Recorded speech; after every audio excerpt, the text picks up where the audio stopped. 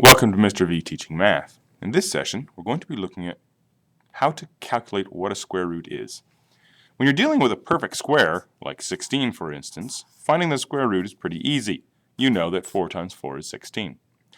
What happens though when you're dealing with a number that isn't a perfect square?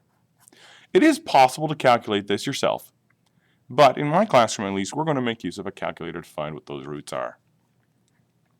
First thing you need to do is find the button on your calculator that is the square root button. Many of them will simply look like this. In my case, it's this one right here in white with the X underneath it. You want to avoid, notice the one I have over here, I want to avoid that one because it has a little X right there. Notice in the orange color, it looks something like this. This one is for cube roots and all kinds of other roots that we are not using at this point in time in our classroom. So you want to make sure that you have the one that either has nothing, it's just the check mark shape, or it might have a 2 there. That's the button you want to find. Then you need to first test with a number that you know the answer to.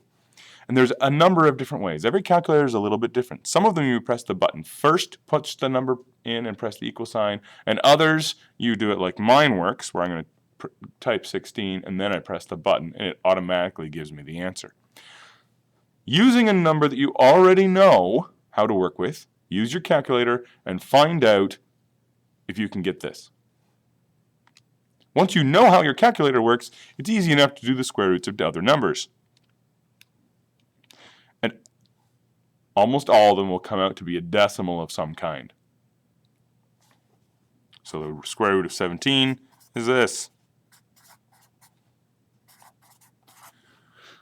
And I don't see a repeating pattern yet, so I just have to copy out the whole thing. And that's how to use your calculator to find the square root of a number.